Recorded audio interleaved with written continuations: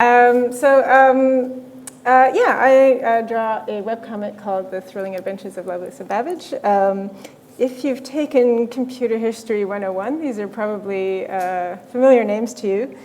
Sorry if I sound nervous, please give me some rope, because I don't do a lot of public speaking, and I tend to shuffle my slides around and forget what I've done with them. So this is me.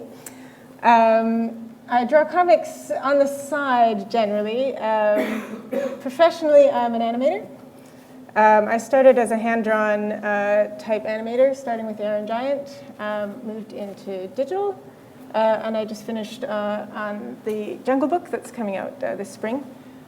I was a very reluctant convert from hand-drawn to computer animation. I've, generally speaking, resented and disliked computers and didn't understand much about them, which makes it very strange for me to be standing here in CodeMesh talking to you. The reason is these guys. Ada Lovelace, Charles Babbage.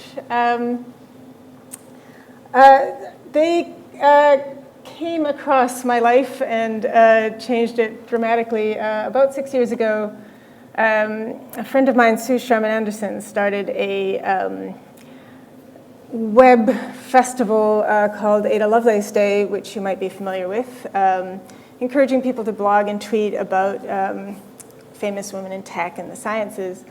And she asked me, she said the problem was people didn't tend to know who Ada Lovelace was, and could I do some sort of short introduction to her life? And I said, of course, and then realized that I didn't know who Ada Lovelace was, so I ran to Wikipedia, looked up, did a little research, and drew a very short comic. It's physically quite short. It's about this tall, the first one, outlining their lives. A little kind of catch-up for those of you not familiar with them. Ada Lovelace, the only legitimate daughter of Lord Byron, the famous poet. Her mother left the marriage when Ada was about 1. She never met her famous father.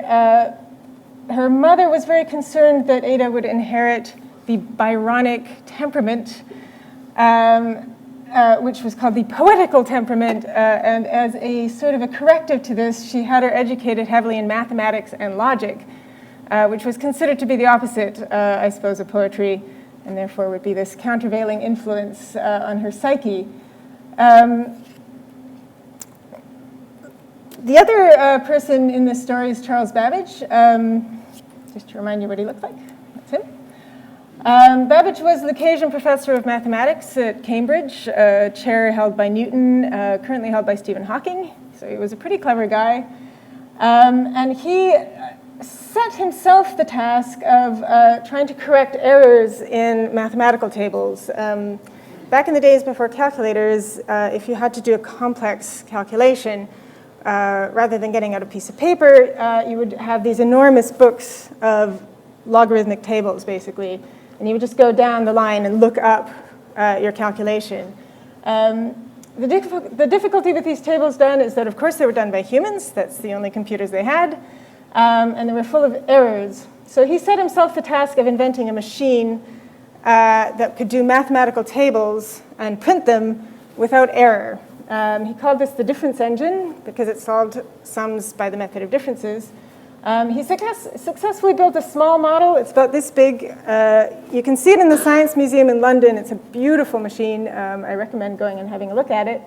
That's all he ever built. He spent enormous amounts of public funds, £17,000, which is commonly described as the price of 2 warships, without ever finishing the machine. Because he had come up with an idea for a better machine, which he called the analytical engine, which I will introduce you to in a moment. He met Lovelace at a party in 1833. She was 18, he was 43, and she fell in love with the difference engine. She had always been very keen on machinery. Even as a child, she was drawing diagrams of machines and very fascinated in how they worked. So she saw a demonstration of this little adding machine and asked him for the plans. And she was very excited about it. This is from my initial comic.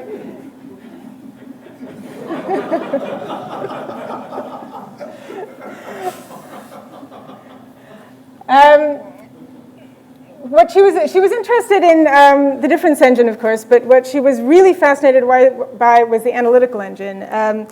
This was a machine that Babbage had added a storage system to and had a conception that possibly it could be controlled with punch cards. The other kind of complicated machine of the period was the Jacquard loom, which was quite a new invention at that time. Punch card operated loom. And Babbage was trying to figure out a way to integrate these punch cards and storage into his adding machine so that it could run through more complicated calculations. It seems to me that Lovelace, in fact, began to study mathematics quite seriously because she wanted to help Babbage with the engine specifically. Her tutor was Augustus de Morgan. If anyone studied logic, you might be familiar with this name. De Morgan was the father of mathematical logic, basically. He was one of the first persons to have the idea that you could take logical propositions, as familiar from Aristotle, and turn them into mathematical formula. He wasn't hugely successful himself, but one of his other students was George Boole, whose birthday it was yesterday, his 200th birthday, so I feel we should all give a little hooray for George Boole. But De Morgan took Lovelace through his course by correspondence at University College London. He did not, however, really encourage her. Sorry, I just threw this in because it's very cute. This is De Morgan.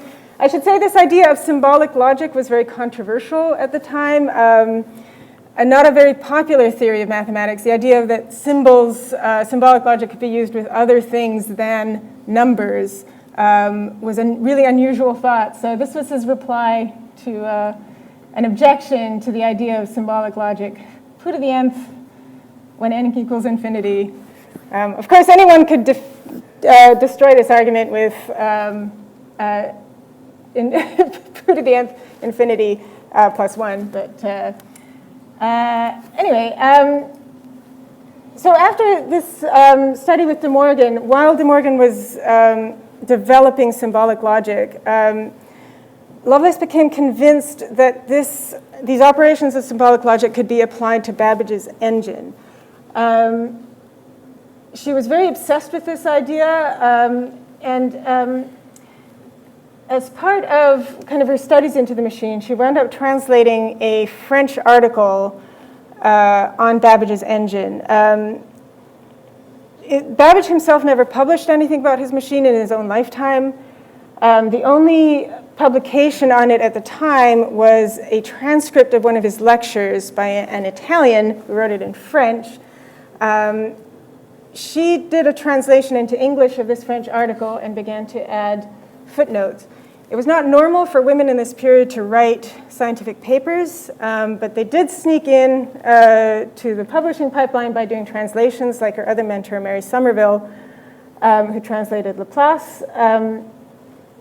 But Lovelace kind of snuck in by adding footnotes, which in the end became 3 times as long as the paper that she was translating.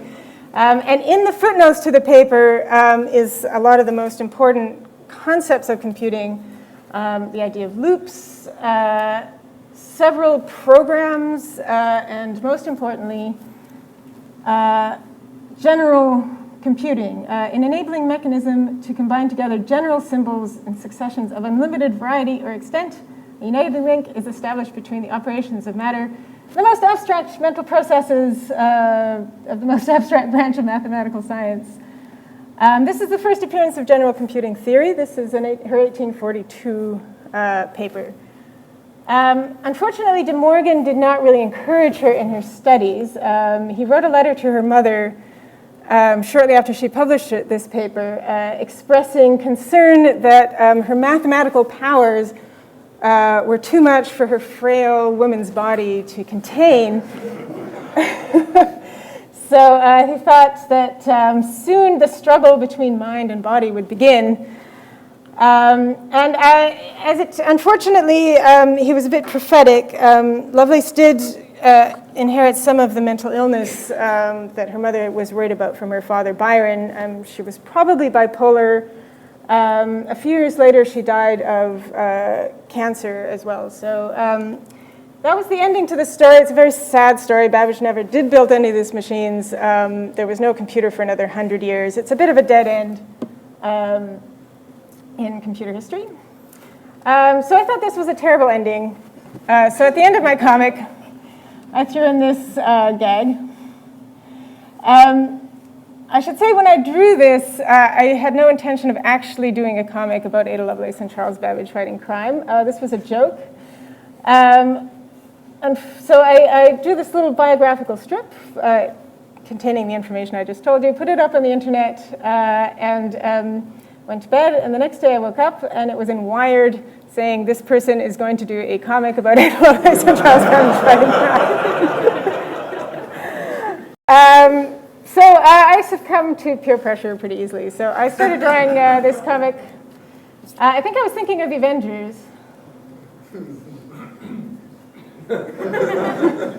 It's pretty uncanny. Okay. So the comic is a bit like this. Actually, it adorns the official T-shirt for CodeMesh. I drew it sporadically online. They fight crime badly, I should say. And their definition of crime is unusual.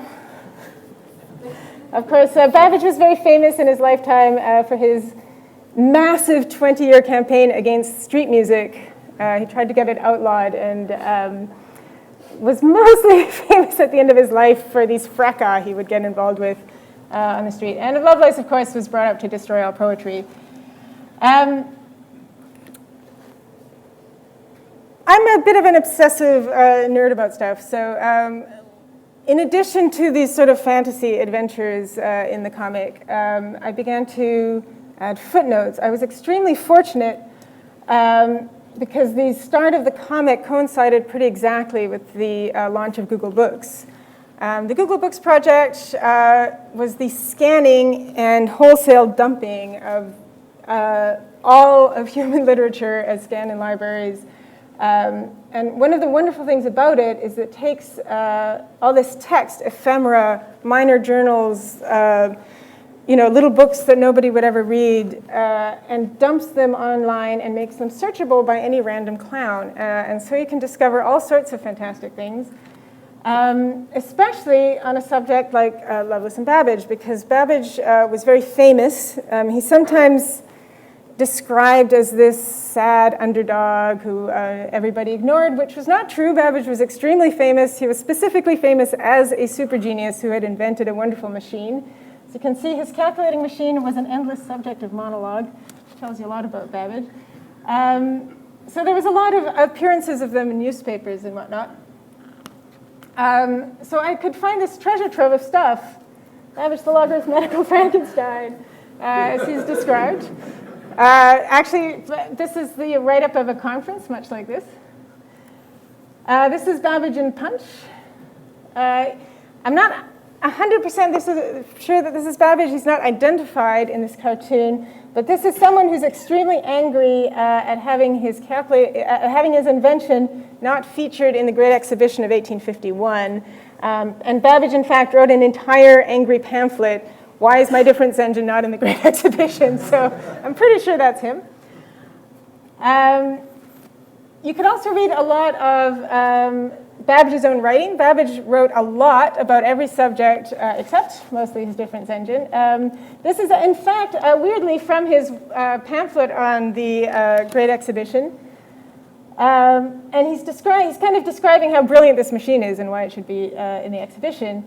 And this is the first error pop-up ever described. If there's a conflict in the engine, it will pop up a little plate that says wrong.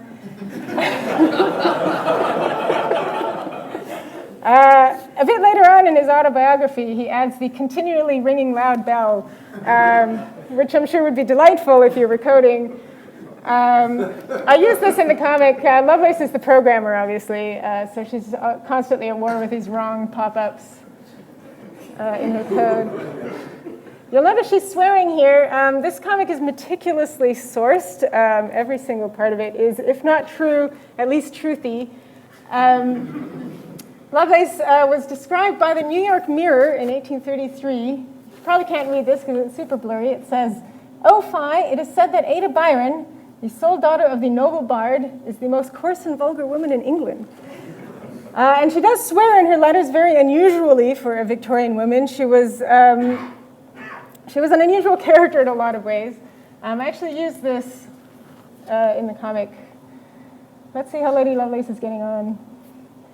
That's the special language we're developing just for the engine. They're showing it to Queen Victoria, who is, of course, their client.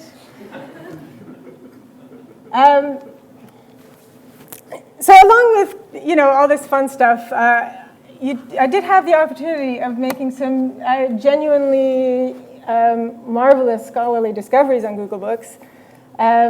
This is a letter that appears in the Southern Review from 1864. It was an extremely obscure journal published in Maryland.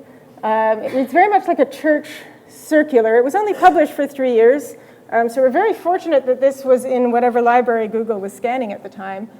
There's very little vivid direct quotage of Babbage and Lovelace's relationship with each other in the sort of popular press. There's a lot about the relationship in their letters, of course, but what's really wonderful is this is someone who's coming across Babbage. This is a letter home from 1854, 2 years after Lovelace had died. This is an American writing home about his visit to Charles Babbage. And I think this might be one of the earliest descriptions of programming. Babbage says, he knew her intimately and spoke highly of her mathematical powers and of her peculiar capability, higher, he said, than that of anyone he knew, to prepare, I believe it was, the descriptions connected with his calculating machine. Then he says he didn't actually understand what Babbage was saying, which is very common with Charles Babbage-related things.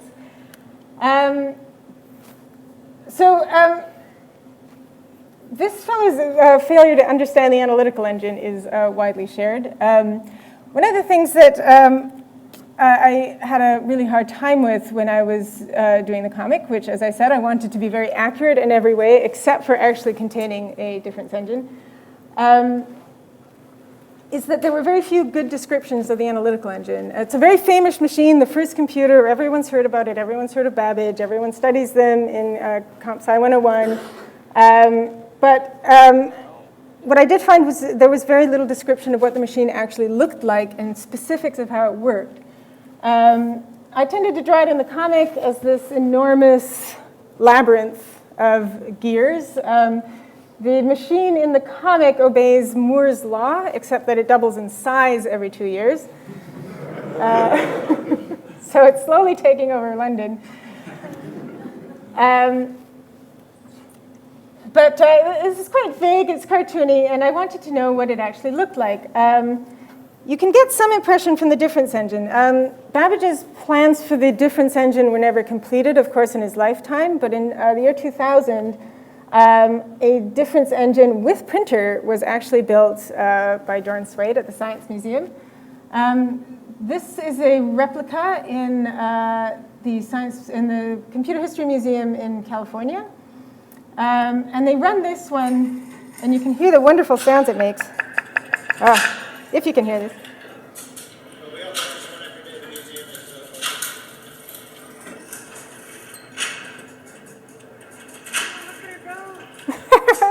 I shot it vertically like a noob.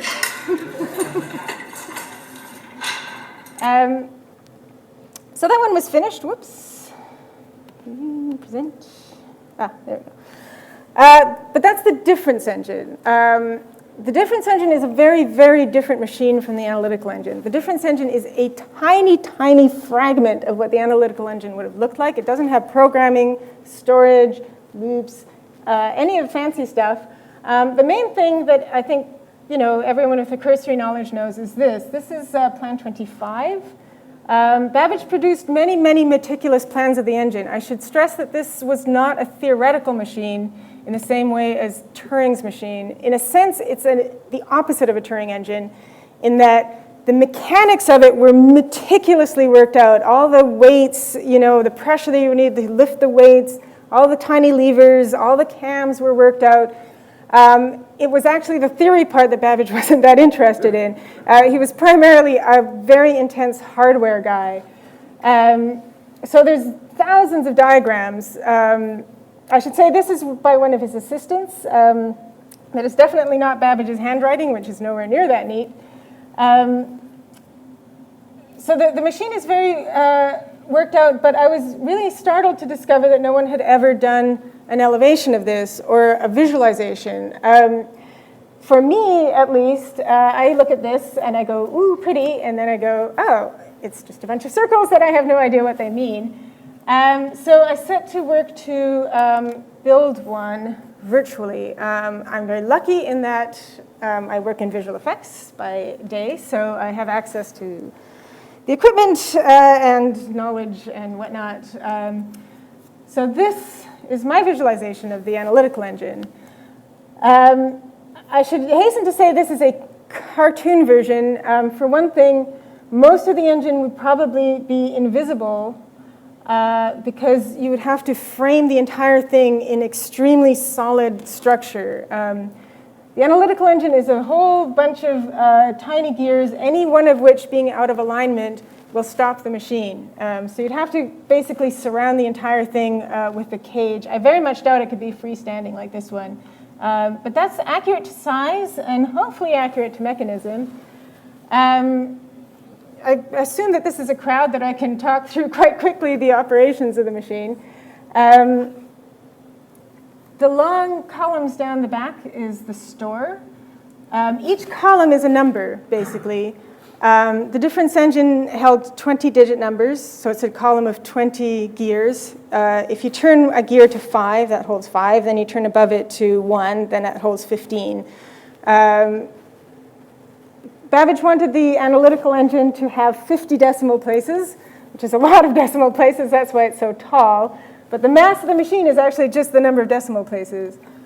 I did do an explanation in the book of how the whole thing works, but it's actually very difficult to describe without just as a static image. Babbage himself describes this difficulty of describing or even understanding for himself how the machine would work because it's in constant motion.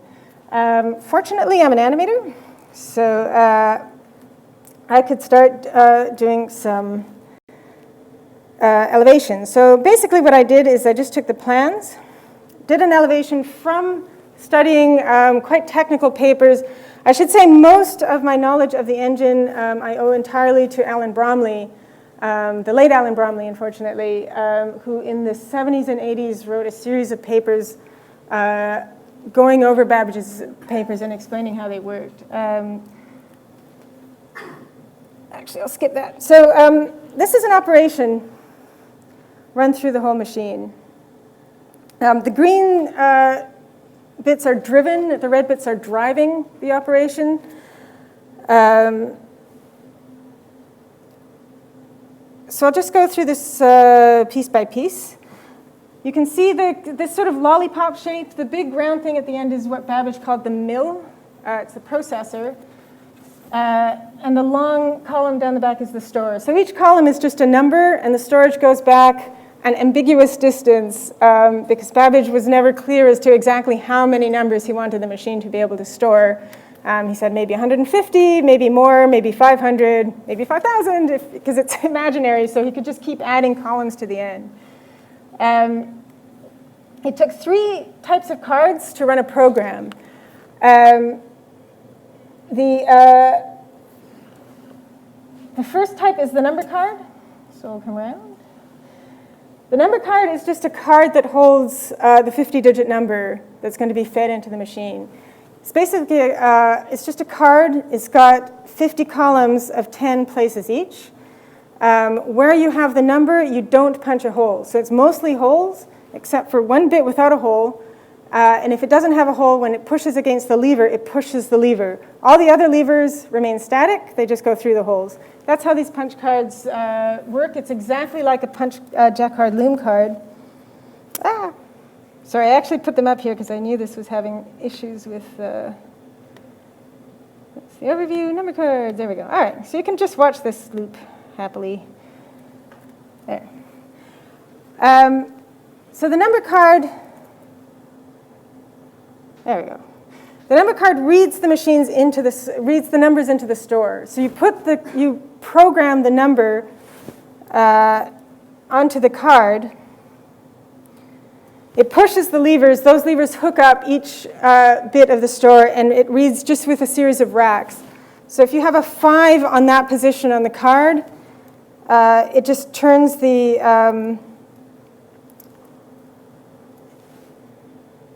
rack 5 places, which then turns the position in the store 5 places.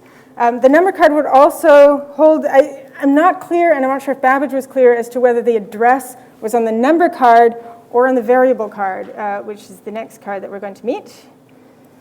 On that. Actually, where's my variable card? Sorry. There we go. I might just open this up in Maya. The variable cards are here. So this is the addressing system. The number cards hold each number. The variable cards, I think it's clearer to call them address cards. They just hold a location in the store. So location 501, location 26, location whatever. And they work with the number cards to read numbers in and out of the store. So the number card puts the number in, and then once you need that number, you get that address from the store. The third type of card is the operation card. Look at this one here. The analytical engine could do 4 functions: add, subtract, multiply, and divide. That was it. And the way that worked was you would put what you wanted to do on the card. Let's say you wanted to add 2 numbers. You would punch that, or you would leave the adding hole unpunched on that card. So it would push a lever, and that lever would then engage the barrels. The barrels are the way that Babbage found to put a very complicated series of a dozen steps activated by a single card. So once the operation card activates, the barrels can run through a whole sequence of things. So the operations cards will turn the barrel through a certain wedge of instructions, and then the barrels go through automatically. The barrels are controlling different parts of the mill. Each operation had specialized machinery in separate sections. And what the machine would do for an operation was pick up a card from the store and then use these big wheels just to send it to a specific mechanism. So if you're adding, it would hook up the addition part and get ready to receive the numbers. So once that's ready to go, hooks it up.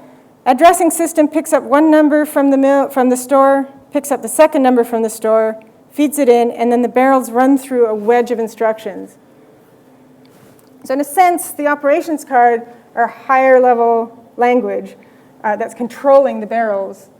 There's a lot of extremely sophisticated computing concepts in this machine, which is astonishing because it didn't exist, and it was fairly clear through its design that it never would exist. But Babbage sure put a lot of work into making sure all this stuff worked. Then at the end, once you have the number, you're ready to spit it out. So you just hook up the output to the addressing system, and it reads it out. I should say these 3 cards are not coordinated by the machine in any way. The programmer would have a fairly miserable job in making sure that the variable cards, the operations cards, and the number cards were all pre-strung together in a way that made sense. This was all manually done by this imaginary programmer. And Lovelace's program does not go into the detail of the variable cards, for instance. It just runs through the operations.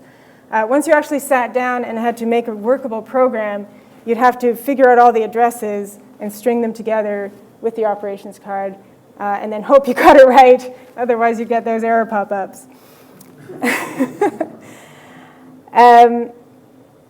There's one final bit of the machine that's actually probably easier to show in Maya. This is the software I use to build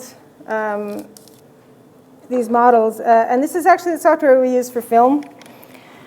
So it's handy that I have it. The final part of the machine that makes this a working computer, and definitely the part that Lovelace was the most fascinated by, because it's most relating to logic, is this conditional arm. The barrels could also control the cards, so the machine could loop. If you had a certain result from an operation, this little arm, so here's the arm unengaged. This peg does not touch the lever. If the arm is engaged and there's a peg, then it will set the cards to loop back whatever number of places is determined by that particular peg. So you could set a peg, go back 3 places on the operation card, and then if you get this particular result. So it's that if-then that is so unique to this machine, and that Lovelace goes into great detail in her paper to talk about how this machine could potentially be a logic machine. So that's the analytical engine. I do have more animations and bits of it. I am slowly working together to build it just for my own understanding. There is a plan, Plan 28, if you go to plan28.org, to actually physically build the machine. So if you want to give them your support, that would be fantastic, although I hope you're patient because it might take as long, possibly, as Babbage took in building his difference engine. So that's the analytical engine. That's my comic, which I think is being raffled off at some stage tonight. There are diagrams in the comic, and these videos are on YouTube, which might be the clearest way to get your head around it. So are there any questions at this stage? Thank you.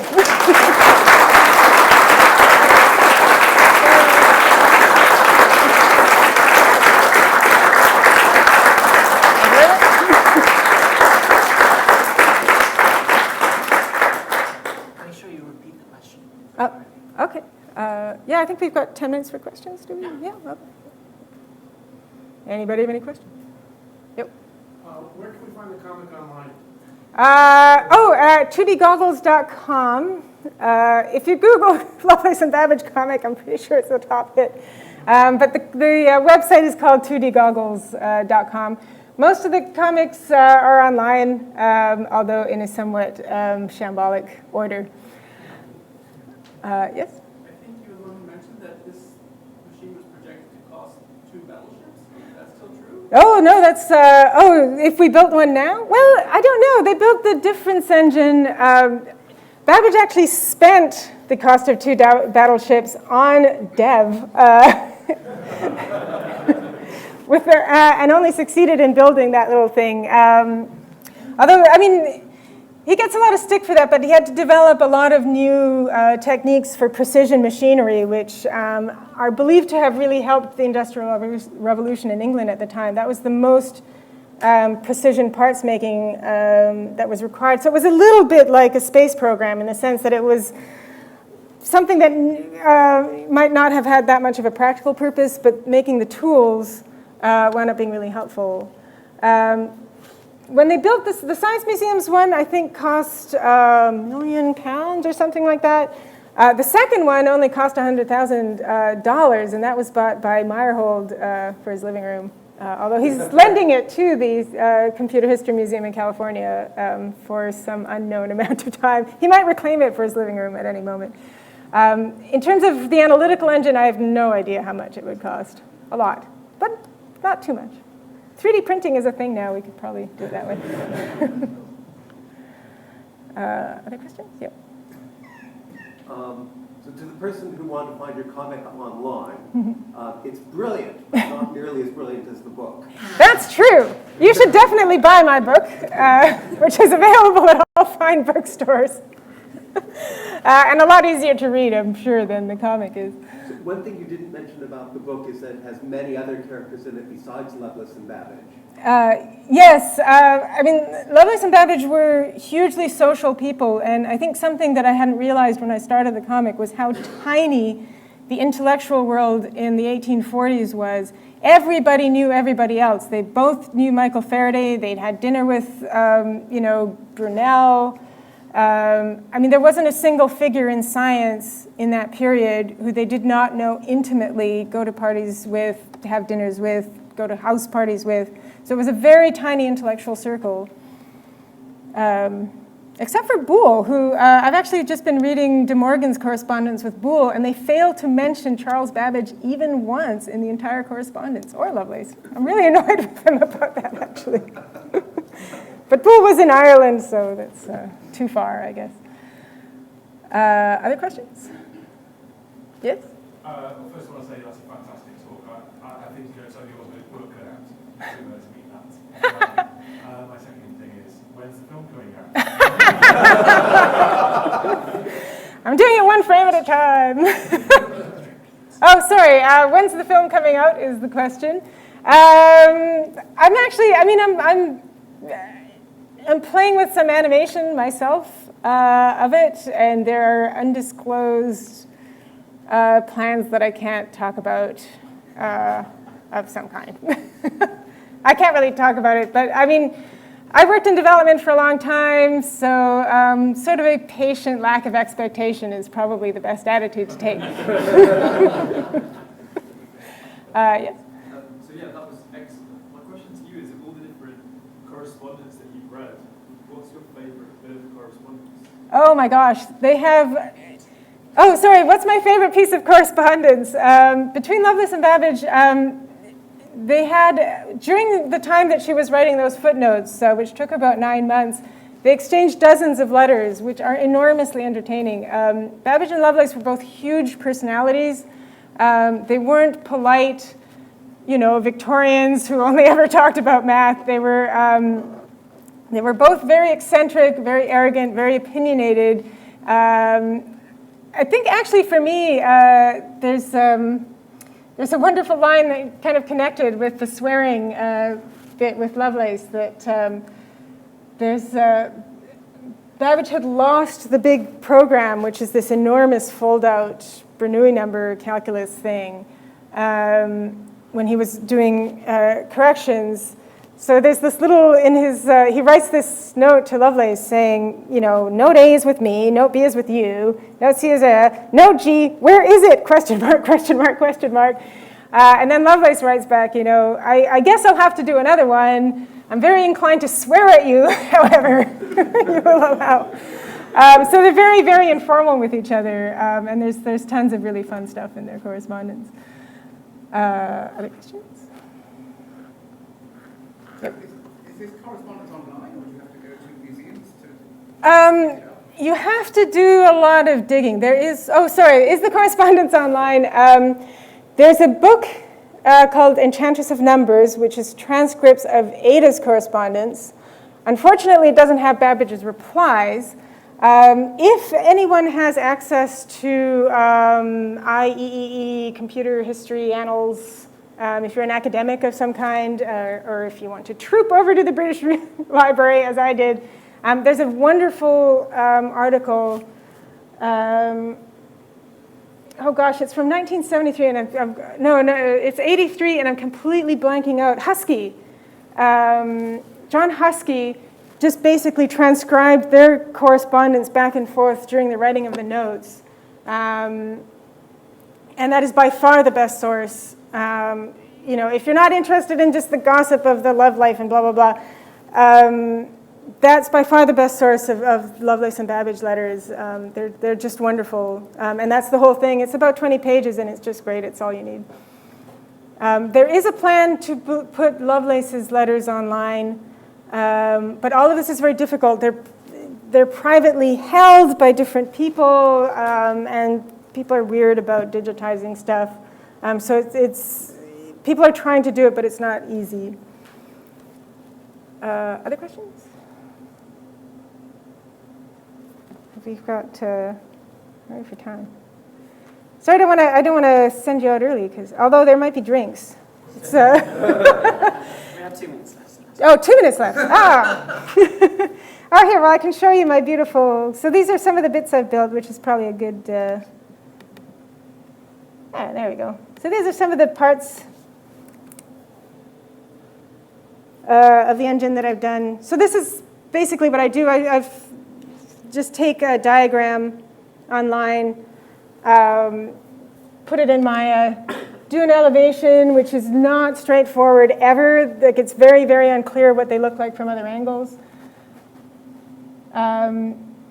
This is how the operations card reader works more closely. It's got a little tab. It drops down. If there's a hole in the card, the tab drops down and hooks up the lever.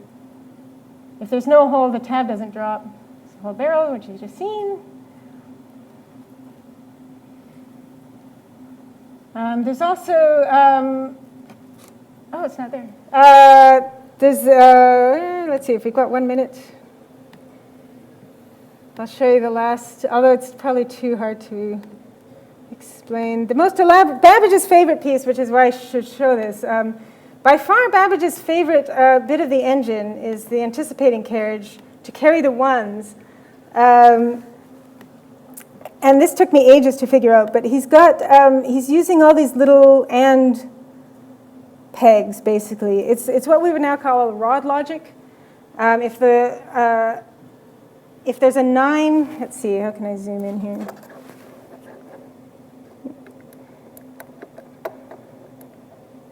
So this is the original number that takes the addition, and then this is the carry. So if there's a carry, it's probably too hard to explain. Yeah, I put this on YouTube so you can have a look. But this is sort of the level of detail that Babbage put into this, and it's very typical Babbage that he actually spent a year designing this thing when he had a perfectly good one carry, although you had to do it one at a time going up. If you look at the beautiful arms that go around the back of the difference engine, if you see videos of that, they're carrying the ones one at a time. This carries the ones all together, saving 8 seconds off a calculation, and he spent an imaginary calculation, which didn't exist. Babbage spent an entire year designing this widget to carry the ones all at once and save 8 entire seconds on the carries. So that's Babbage all over.